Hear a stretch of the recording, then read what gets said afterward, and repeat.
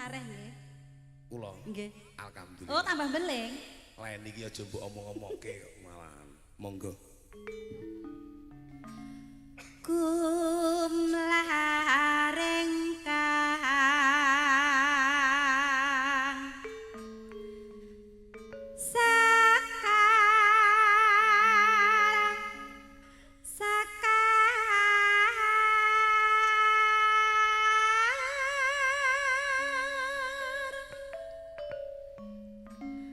ngambar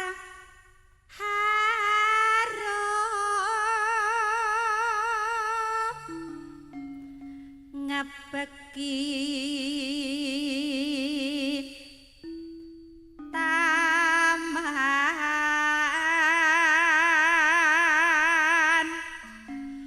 sari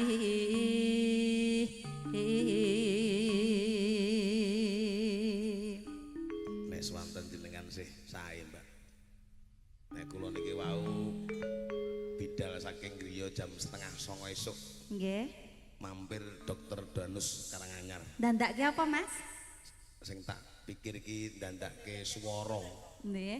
Ben iso bakno Dokter Danus ki anu Leo Kumunya. Dadi contek sikil obatke wong kleru neh. Lah iya kok. Ora nyambut gawe kok arep demenan ae nek kowe awor anakku ora awor ndral. Apa ijek iso mantuk rono to, Mas? Saged kalau mulai ngidul kalau mulai. Aya kok sik beling ngono. Hanemet prono satu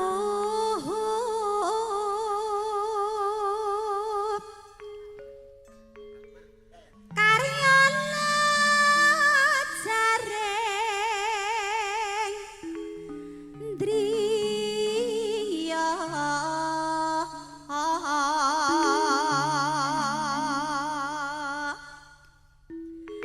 abak sing oceng kembang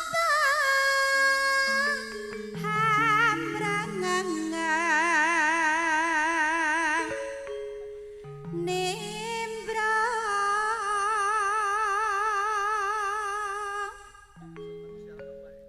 sawah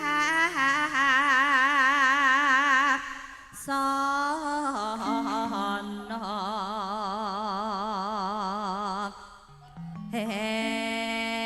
endah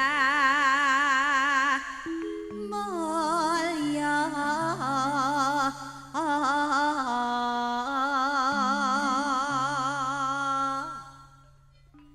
lera tamane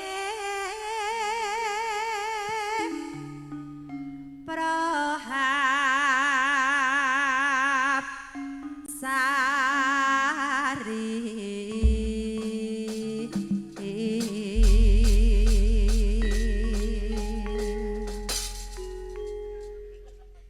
nadyan lagi kata aku